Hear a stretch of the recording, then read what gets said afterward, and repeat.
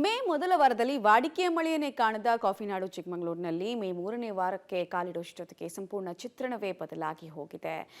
ಭಾರೀ ಮಳೆ ಜನಜೀವನವನ್ನು ಅಲ್ಲೋಲ ಕಲ್ಲೋಲವಾಗಿಸಿದೆ. ಹಾಗಾದ್ರೆ ಕಾಫಿನಾಡು ಚಿಕ್ಕಮಗಳೂರಿನಲ್ಲಿ ಮಳೆಯಿಂದ ಸೃಷ್ಟಿಯಾಗಿರುವಂತಹ ರಾದ್ಧಾಂತ ಎಂಥದ್ದು ಅಂತ ಬನ್ನಿ ನೋಡ್ಕೊಂಡು ಬರೋಣ.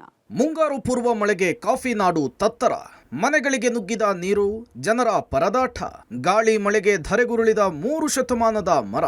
ಮೇ ಮೊದಲ ವಾರದಲ್ಲಿ ವಾಡಿಕೆ ಮಳೆಯ ಸರಾಸರಿಯನ್ನೇ ಕಾಣದ ಕಾಫಿನಾಡು 3ನೇ ವಾರದ ಹೊತ್ತಿಗೆ ಅಲ್ಲೋಲ ಕಲ್ಲೋಲವಾಗಿದೆ. ಕಾಫಿನಾಡು, ಬಯಲುಸೀಮೆ, ಮಲೆನಾಡು ಭಾಗದಲ್ಲಿ ಧಾರಾಕಾರ ಮಳೆಗೆ ಇಡೀ ಜಿಲ್ಲೆ ಕಂಗಾಲಾಗಿದೆ. ಮುಂಗಾರು ಪೂರ್ವ ಮಳೆಗೆ ಕಾಫಿನಾಡಿನಲ್ಲಿ 3 ಜೀವ ತೆತ್ತಿದ್ದಾರೆ. ಜನಜೀವನ ಸಂಪೂರ್ಣವಾಗಿ ಅಸ್ತವ್ಯಸ್ತವಾಗಿದೆ. ಹಗಲು ಇರುಳು ಎನ್ನದೆ ಸುರಿತಾ ಇರುವಂತಹ ಮಳೆಯಿಂದ ಮೂಡಿಗೆರೆ, ಎನ್ನಾರ್ಪುರ ತಾಲೂಕಿನಲ್ಲಿ ಮನೆಗಳು ಸಂಪೂರ್ಣವಾಗಿ ಜಖಂಗೊಂಡಿದೆ. ಕಡೂರು ತಾಲೂಕಿನ ಚೌಳಹಿರಿಯೂರು ಗ್ರಾಮದಲ್ಲಿ ಭಾರೀ ಮಳೆಗೆ ತೆಂಗಿನ ತೋಟಕ್ಕೆ ನೀರು ನುಗ್ಗಿದೆ. ಚಾರ್ಮಡಿ ಘಾಟಿಯಲ್ಲಿ ಮಳೆ ಕಂಡು ಸಂಚರಿಸಲಾಗದೆ ರಸ್ತೆ ಮಧ್ಯೆ ನಿಂತಹ ವಾಹನಗಳ ಪ್ರಸಂಗ ಕೂಡ ನಡೆದಿದೆ. ಗಾಳಿ ಮಳೆಗೆ 300 ವರ್ಷಗಳ ಹಳೆಯ ಆಲದ ಮರ ಧರಶಾಹಿಯಾಗಿದೆ. ಮೇ 3ನೇ ವಾರದಲ್ಲಿ ದಾಖಲೆಯ ಮಳೆ. ಚಿಕ್ಕಮಗಳೂರು ಜಿಲ್ಲಾದ್ಯಂತ ಸುರಿತಾ ಇರುವಂತಹ ಮಳೆ 15 ದಿನಕ್ಕೆ ವಾಡಿಕೆ ಮಳೆಗಿಂತ 53% ಹೆಚ್ಚು ಮಳೆಯಾಗಿದೆ. ಅದರಲ್ಲಿ ಎನ್ನಾರ್ಪುರವೇ ಅತಿ ಹೆಚ್ಚು.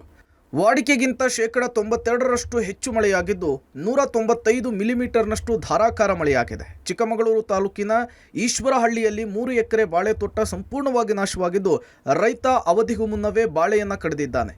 ಕೊಪ್ಪ ತಾಲೂಕಿನ ಜೈಪುರ ಸುತ್ತಮುತ್ತ ಸುಮಾರು 1 ಗಂಟೆಗಳ ಕಾಲ ಧಾರಾಕಾರ ಮಳೆಯಾಗಿದ್ದು ಜನಜೀವನ ಹೈರಾಣಾಗಿದೆ. ಮಲೆನಾಡು ತಾಲೂಕುಗಳಾದ ಚಿಕ್ಕಮಗಳೂರು, ಮೂಡಿಗೆರೆ, ಶೃಂಗೇರಿ, ಕೊಪ್ಪ, ಎನ್ನಾರ್ಪುರ, ಕಳಸ ಜೊತೆಗೆ ಬಯಲುಸೀಮೆ ಭಾಗದ ಕಡೂರು, ಬೀರೂರು, ತರೀಕೆರೆ, ಅಜ್ಜಂಪುರ ತಾಲೂಕಿನಲ್ಲೂ ಕೂಡ ಅವಾಂತರ ಸೃಷ್ಟಿಯಾಗಿದೆ.